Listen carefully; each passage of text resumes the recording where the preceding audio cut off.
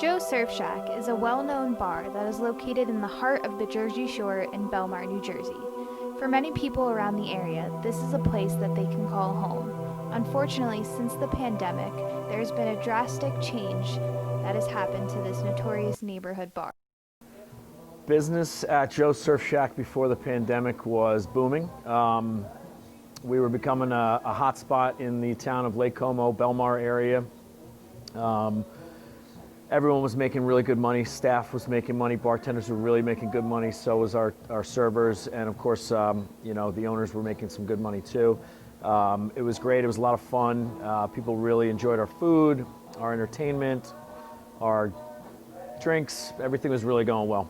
What has changed for me as a manager? Everything has changed for me as a manager. I went from managing large groups of customers to managing a defined number of customers. I went from managing a full staff to managing a partial staff. I went from managing busy, hectic,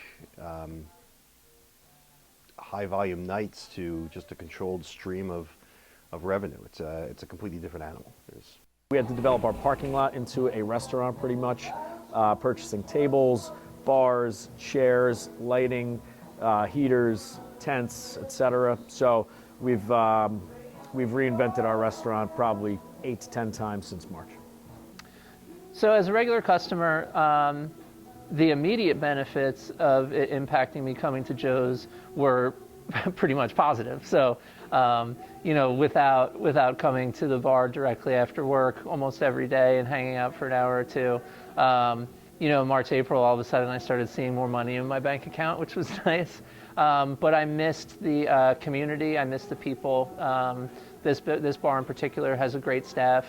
They really make you feel friendly, make you feel like you're a friend and part of the group in here. So the impact that it's had on our business, it's impacted us in ways that we kind of anticipated and ways that we didn't anticipate.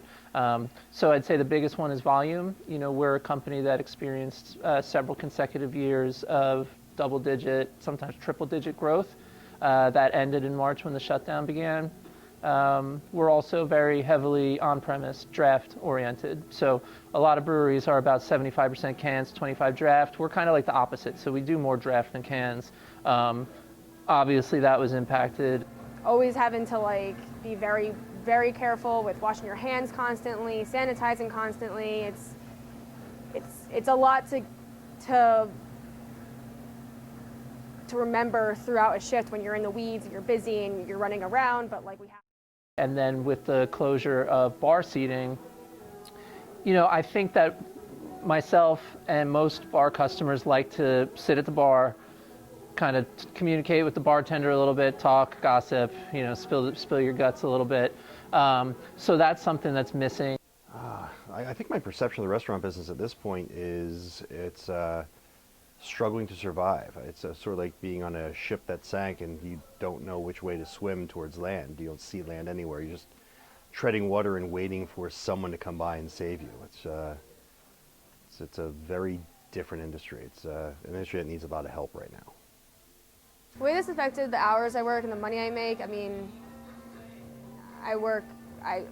my hours got cut down by 20 hours every week, and the money is definitely not as much as I've been making, so I have to work more or harder, or I have to do side jobs, and it really does, it sucks a lot. I do think that we will get back to some normalcy, but this has changed the world forever, I think.